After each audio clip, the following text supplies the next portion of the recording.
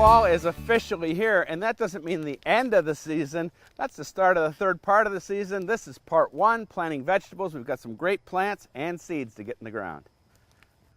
We can't plant just anything this time of the year. We got to plant something that loves cool weather. We're going to start off with these 7-top turnip greens, and these are the seeds that I sent to my Seed of the Month Club this month. Don't fear the turnip. There's lots of different types of greens that will grow this time of the year, and you might be surprised how much you like them. This type of turnip, that's what it does. It's an heirloom variety that just grows the tops, the greens. And we've got a nice layer of compost down here. This is good soil. And all we're going to do, we're going to take this whole packet and we're going to put it out on there because I do not need another half packet, and we will thin them out as needed. Pardon me, Max, but I need to put some seeds down. He can't hear me, but we're planting. Hello. And then I'm just going to kind of scratch them in. We're going to have way too many turnips here, but I will take those thinnings and I will put those thinnings right in to the salad, and that's all there is to it. I'm going to put some water on this, and now we're going to start on our plants. We've got some different spots for the plants because something is getting in this garden, and I think it's a rabbit. Check out the nursery. There'll be a lot of different greens you might never have heard of before.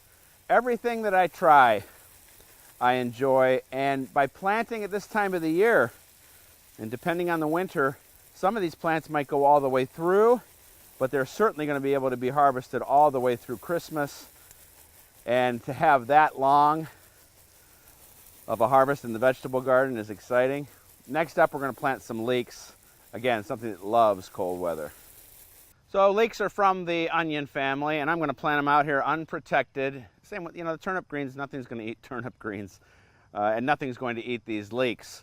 And so, very simple, give them the space they need. That's the one thing, these root crops need a little bit of space between each plant. And we'll see how the roots look, and boy, those are absolutely perfect. Maybe tease them apart a little bit, oh yeah, just like that. And then in it goes. And again, we have added compost here. I'm planting in pure compost. I get a lot of questions about that.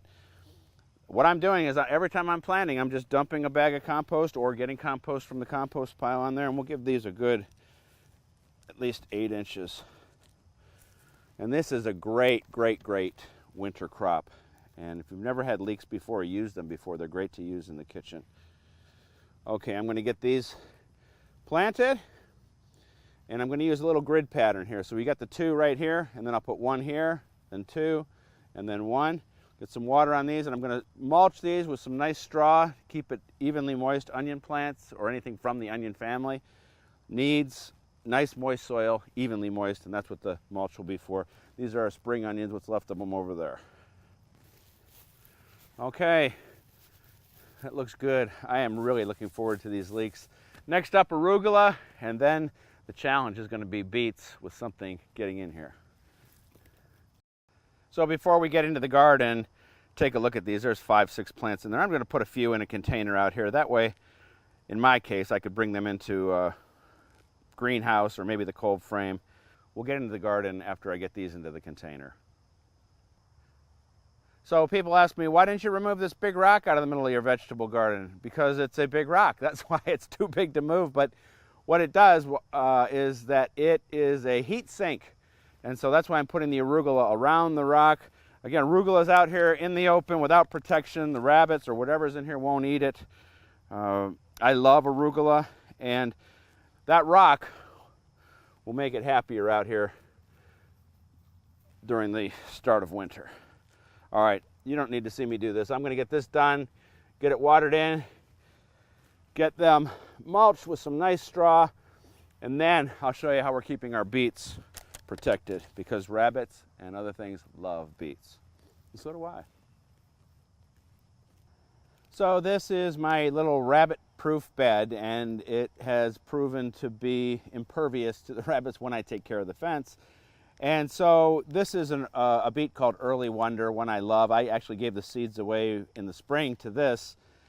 And beets can be grown from seed or from plants, and I love to start plants this time of the year. We can harvest the greens, a little bit of the greens early, and then the beets actually, during a thaw, you can come out here and push that straw away, and pull out a big beet in January, that's a good feeling. And again, we got already starting to form nice roots, so put them in here.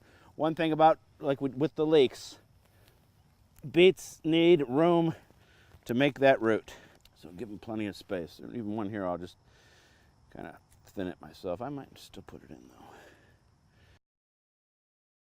Our fence is buttoned up. Hopefully that will keep the deer out. A little bit of extra security is hot pepper wax. Rabbits will not eat something that's sprayed with hot pepper wax.